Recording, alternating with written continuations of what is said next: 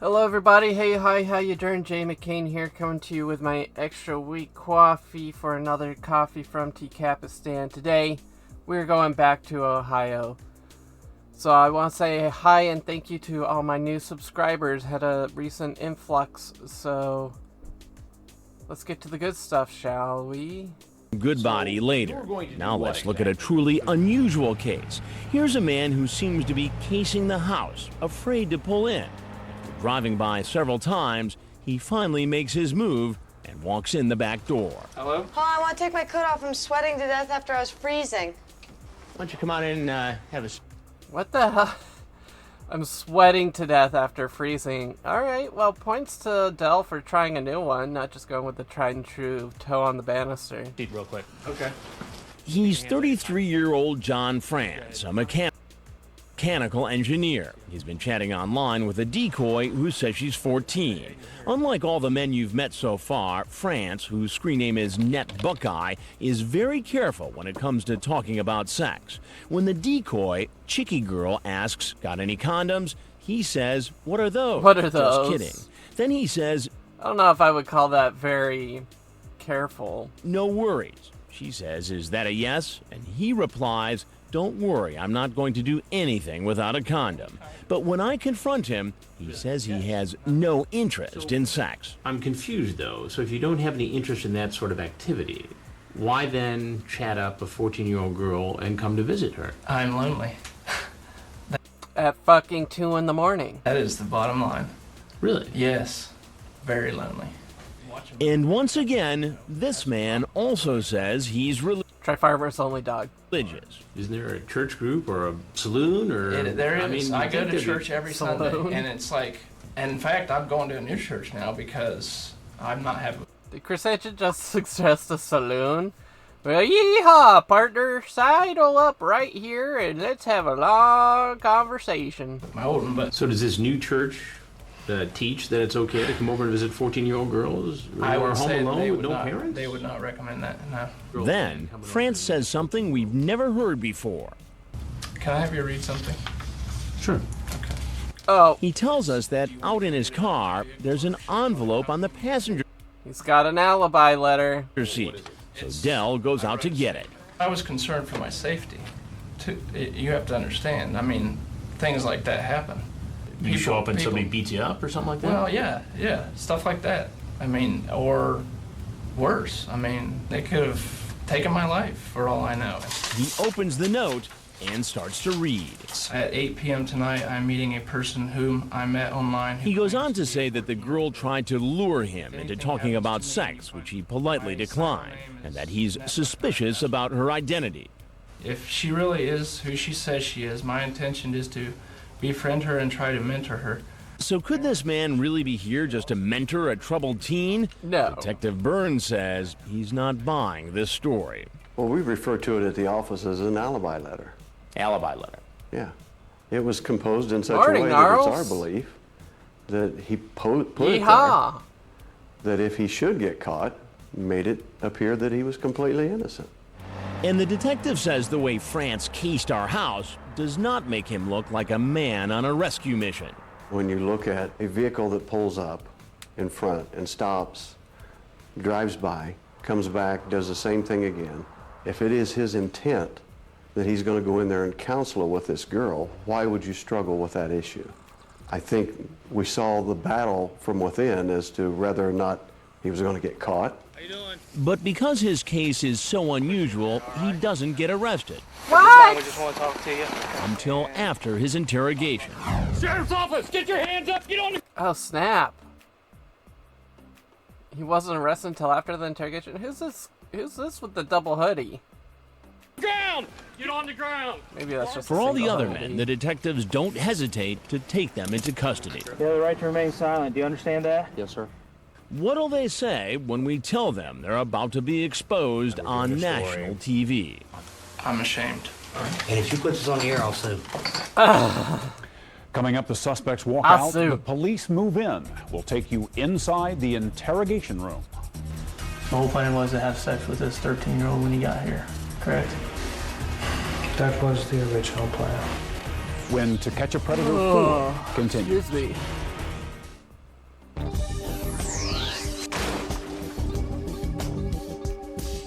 Welcome back to Dateline's fourth undercover investigation into online sex predators. This time, we're far from the bright lights of America's big cities and suburbs and in the heart of rural America, Greenville, Ohio, a community of just 13,000 people. Well, so far, we've seen how men will drive for hours crossing state lines to meet up with someone they think is an underage teen, home alone. Well, now they're about to learn what's really happening. They're being exposed on national television. Again, Chris Hansen. Again. I'm Chris Hansen with Dateline NBC. Oh, I understand. And we're doing a story on adults going on the internet, trying to hook up with teens. Right. Now, see the cameras coming in and everything. Remember 40-year-old Alonzo Wade? He brought a case of alcohol to meet a person he thought was 15. And all I want to do is party. You're trying to find a pedophile. I'm not. But you're Pedophiler. I'm here to party. A pedophiler. And maybe have sex with a teenager. Maybe. He decides he's had enough, picks up his alcohol, and starts to leave. And if you put this on the air, I'll sue. Who are you, sir? A few other men head for the door as soon as they find out who I am. But even here in Ohio, many of the men keep talking, even after they find out they're going to be on TV. It's in the law's hands and God's hands. You sound like a pretty religious guy. Yes, sir. You're free to leave, free to have your condom back. Thank you. Free to have your condom back. Gross. I'm ashamed. Okay. Truly ashamed. And what about the men who've seen our previous investigations? You ever watch Dateline NBC? Yeah, and I've seen this on TV. You've seen this on TV before. Remember this 23-year-old man who drove across state lines and brought alcohol for a 13-year-old? You've seen this on TV before. Oh, he brought mics too. So you know what's about to happen then? No. This is the part where I say I'm Chris Hansen with Dateline NBC, and the cameras come out. Okay, I realized I made coming here was a mistake. Good thing that it didn't progress to nothing further. It was a good thing that we were here and a 13-year-old girl was not. Yeah. So that's the good news tonight. But I don't know, I just apologize if I offended anybody. Have you ever seen our stories on computer predators? Yeah, I've seen it. This is one of them. Oh, no. This is the 21-year-old paramedic with the apparent foot fetish who came to meet a 13-year-old. So you've seen these stories before. Yeah. Didn't you for 1 minute think that this might have been something just like that? Yeah. But you came anyway. It looks as if he doesn't want to leave. Since he's admitted seeing our earlier broadcasts, he probably knows what's going to happen next. Finally, after several requests, Sir, I'm going to have to ask what you're going on. he gets up and walks out the door, right into the arms of the detectives from the Dark County Sheriff's Office. Sheriff's Office, let me see your hands. Put your hands up. All along, Dell from Perverted Justice has been running across the street, giving the detectives chat logs of potential predators before they arrive. We're able to look down through the chat logs and determine whether or not a crime had been committed. Once we knew for sure that somebody was coming, I was maintaining contact with Perverted Justice through radio means. Here he comes. So as the men leave, the deputies move in and arrest them. Sheriff's Office, get on the ground. On the ground right now. And charge them.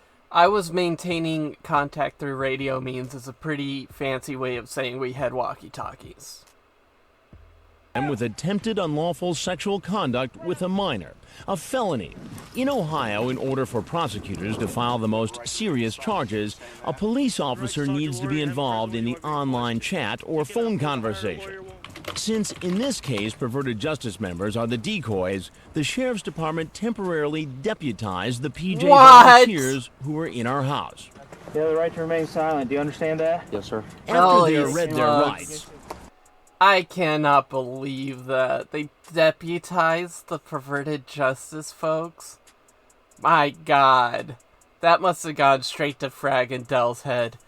That's me. I'm Officer Frag now. Oh, I'm gonna smash my badge and my gun on the banister. the men are taken to this auxiliary building for an official Princess is interview. in another castle. Now it's the What's up, detective's Pop? turn to ask the questions. Why did you come here in the first place? To see a 13-year-old girl in that house. What they've already told Dateline is eye-opening. Now wait until you hear what they revealed to detectives. Remember Green-Eyed 121, the 23-year-old who typed a detailed description about having sex with a 13-year-old? Remember, he's a student at an evangelical Christian college.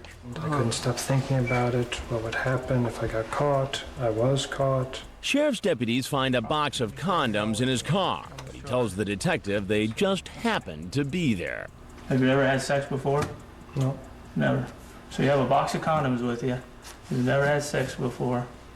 The whole plan was to have sex with this 13-year-old when you got here, correct? That was the original plan. Okay. He insists he wasn't going to go through with it. Detectives also question the 42-year-old who showed up at 2 in the morning planning to meet a girl who told him she was 15. I have to go change out of my clothes, okay? What it would take to get me to leave my house at 2 a.m. and drive several hours. I guess he left his house at midnight and drove 2 hours. I would have to, like, I'd have to be picking up lottery winnings or something. Like, this is crazy. Okay. He tries to convince the detective he had no intention of having sex with a 15-year-old. You would like me to believe that you just traveled 112 miles for a couple of hours. You know hours what? Ride. I would like you to believe that. Just to visit a 15-year-old girl? You know what? I would like you to believe that. Whose parents aren't home and you want her to keep that a secret? Yep. Okay. And you still have me believe that despite the fact I have chat in here about you talking about, are you wet yet? Well, I'd like for you to think the better half of me, but you got what you got there and doesn't look good on me. It doesn't look good for this man either, the 21-year-old paramedic who has a thing for feet. What did you and Kat discuss or plan specifically to do once you met her, knowing she was 13 years old? Hang out. Hang out? Nothing else? I don't know. I guess sexual stuff. Sexual stuff? Like what? You're talking about kissing and doing what else? Rubber feet, stuff like that. Rubber feet? Yeah. Once the interrogations are over, the men are taken to the county jail, where they're photographed. Was that Jungle Mania cop? Oh, yeah. Is he wearing an Ohio State? What? You're talking about kissing and doing what else? Rubber feet, jacket. Stuff like that. Rubber feet? Yeah. Oh boy. Once the interrogations are Jungle over, Mania. the men are taken to the county jail, where they're photographed. Sub Pop 200. Oh damn, Jungle Mania cop. Don't take. Fingerprinted. Give me your right hand. Your thumb. Strip searched and put behind bars, awaiting a hearing before a judge. Most face up to 18 months in prison. Where are you? But our story doesn't end there. The next man you'll meet has a dark secret, a secret that's about to come out, and it's going to shock an entire community. Why don't you? Well, we're probably gonna have to save that for